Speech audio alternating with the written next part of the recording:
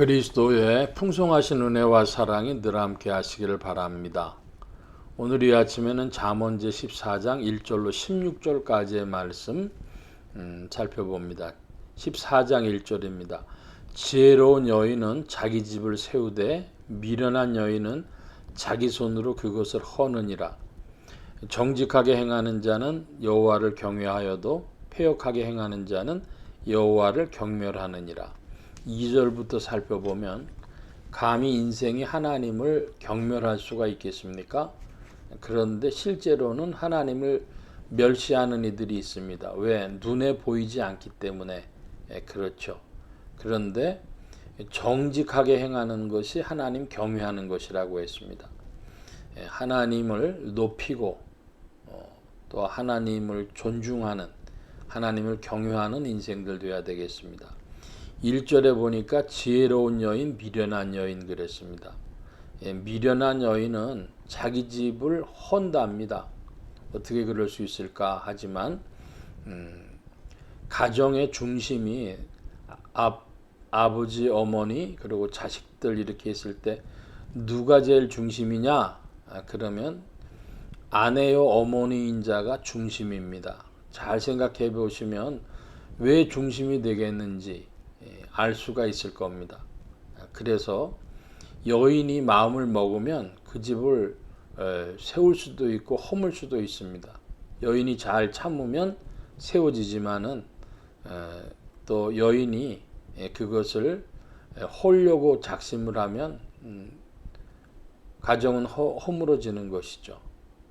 그래서 1, 2절 말씀 받고 3절입니다. 미련한 자는 교만하여 입으로 매를 자청하고 지혜로운 입술은 자기를 보존하느니라. 참 말 잘해야 되겠습니다. 말로 천냥빚을 갚는다 그런 표현이 있지 않습니까? 자기를 잘 보존하는 입이 되어줘야 할 텐데, 그러므로 우리가 기도할 것은 주여 우리 입술에 파수꾼을 세워주옵소서 늘 기도하는 이들 되어주시기 바랍니다. 소가 없으면 구유는 깨끗하려니와 소의 힘으로 얻는 것이 많으니라. 이것은 인간관계, 인맥을 말합니다. 사람이 인간관계 하려면 시간도 들고 돈도 들고 또 에너지도 들고 하지만 그렇게 해서 또 사람끼리에 또 갈등도 있고 애증도 있고 막 이렇게 얘기가 긴데, 그래도 그렇게 사람들이 주변에 많이 있어야 얻는 것이 있고, 만약에 그런 인간관계가 없으면 깨끗하지요. 시간, 돈, 에너지 들어갈 필요 없고 자기 인생 깨끗해지지만은, 그러나 그 일할 수 있는 힘이 없어진다. 그것도 이 말씀도 기억할 만한 것입니다. 5절이야 합니다. 신실한 증인은 거짓말을 아니하여도 거짓 증인은 거짓말을 뱉느니라. 거만한 자는 지혜를 구하여도 얻지 못하거니와 명철한 자는 지식 얻기가 쉬우니라. 너는 지혜로운 자의 앞을 떠나라. 너는 미련한 자의 앞을 떠나라. 그 입술에 지식이 있음을 보지 못함이니라. 슬기로운 자의 지혜는 자기의 길을 아는 것이라도 미련한 자의 어리석음은 속이는 것이니라. 미련한 자는 죄를 심상히 여겨도 정직한 자 중에는 은혜가 있느니라. 여기 9절 말씀 살펴보면 미련한 자는 어떻다고 합니까? 죄를 심상히 여긴다 그랬습니다. 아무렇지도 않게 여긴다는 것이죠. 그러니까 뭐가 중요한지 아닌지를 모르는 것입니다. 미련한 자입니다. 죄라고 하는 것을 하나님께서는 주목해 보시고 싫어하시고 미워하신다는 걸 안다면 그럼 죄로부터 멀리 떨어지길 힘쓸 텐데, 인생사 중에 죄라고 하는 것은 늘 있는 거 아니냐. 그래서 늘 있는 일인데 그게 큰 일이라고 대수라고 생각하느냐. 이 대수롭지 않게 생각하는 그것이 심상히 여기는 것인데요. 미련한 자죠. 죄를 주목하고 멀리하고 싫어하고 죄와 싸우는, 대적하는 히브리서의 말씀과 같습니다. 그 싸울 때 피 흘리기까지 싸운다 그랬습니다. 죄의 정체를 알고 이 죄가 찾아오는 자아와 세상과 마귀의 미혹을 알고 그것과 싸워나가는 여러분들 되어주실 줄 믿습니다. 10절입니다. 마음의 고통은 자기가 알고 마음의 즐거움은 타인이 참여하지 못하느니라. 악한 자의 집은 망하겠고 정직한 자의 장막은 흥하리라.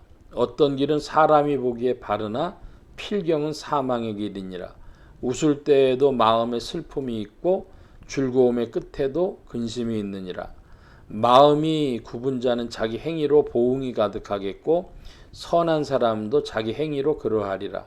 어리석은 자는 온갖 말을 믿으나 슬기로운 자는 자기 행동을 삼가느니라. 지혜로운 자는 두려워하여 악을 떠나나 어리석은 자는 방자하여 스스로 믿느니라. 몇 가지 말씀 살펴보면 14절 말씀에 마음이 굽은 자는 자기 행위로 보응이 가득하겠고 선한 사람도 자기 행위로 그러하리라 그랬습니다. 보응이라 합니다. 보응의 법이라 이렇게도 부르는데요. 이 인간사의 일에 은혜의 법과 보응의 법이 있습니다. 불교를 하는 이들은 인과응보라는 말을 잘 쓰죠. 그래서 모든 일이 마치 인과응보인 것처럼 생각하지만 우리 성경의 말씀에 보면 두 가지 법이 작동하고 있는 것입니다. 하나는 은혜의 법, 하나는 보응의 법입니다.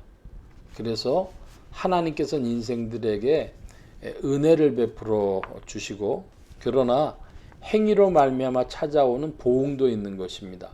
그래서 우리 신앙생활하는 이들 중에 이거 꼭 기억해야 될 것은 은혜의 법과 보응의 법인데 그 다른 타 종교를 하는 이들 중에는 보응의 법만 중하게 여기는 이들이 있고 예수님 믿는 이들에게는 은혜의 법만이 작동하는 것처럼 착각하는 이들도 있어요.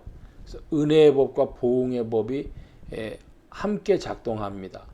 특별히 이 보응의 법은 이 지상에서의 보응도 있고 또 후손들에게 나타나는 보응도 있고 그리고 하나님의 심판대 앞에서 나타나는 보응도 있습니다. 그러니까 그 보응이라고 하는 것에 부정적인 의미가 큰데 긍정적인 것으로는 뭐가 있겠습니까? 그 긍정적인 것으로는 칭찬과 상급과 면류관이 있다. 상급과 칭찬과 면류관이 있는 것 기억하시기를 바랍니다. 충성한 데에 대해서도 보응이 있고 그 불순종한 것들에 대해서도 보응이 있는데 특별히 이 세상에서 그 불순종한 것들에 대한 보응도 있다. 은혜의 법과 보응의 법이 있다. 기억해야 되겠습니다. 여기 12절 말씀도 보면 사람이 보기에는 바르지만 필경은 사망의 길이니라 그랬습니다. 이거 대표적인 것 이야기를 하면 19세기 말에 이제 공산주의, 사회주의 이런 운동들이 펼쳐졌죠. 사람들이 평등하게 살아야 된다. 그래서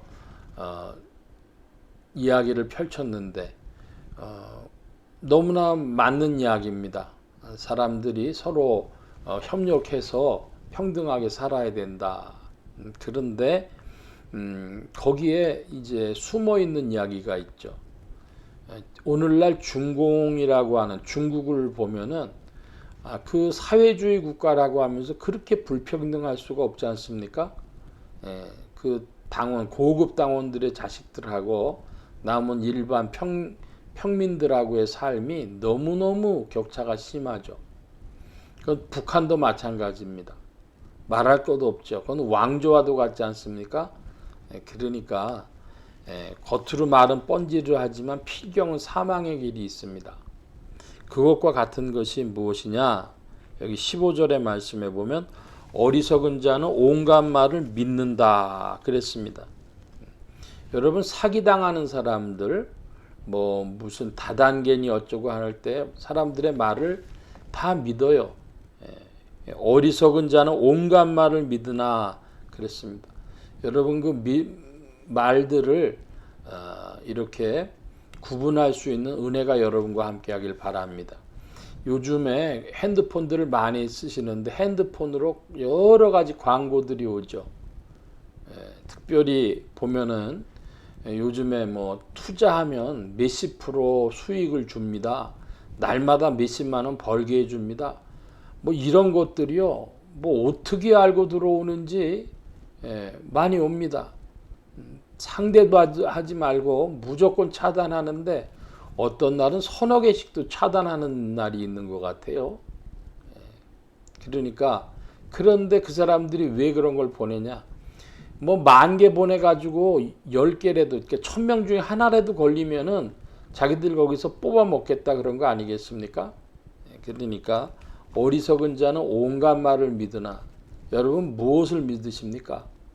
우리가 믿어야 할 것은 그리스도 예수의 이름과 주님의 말씀입니다. 할렐루야.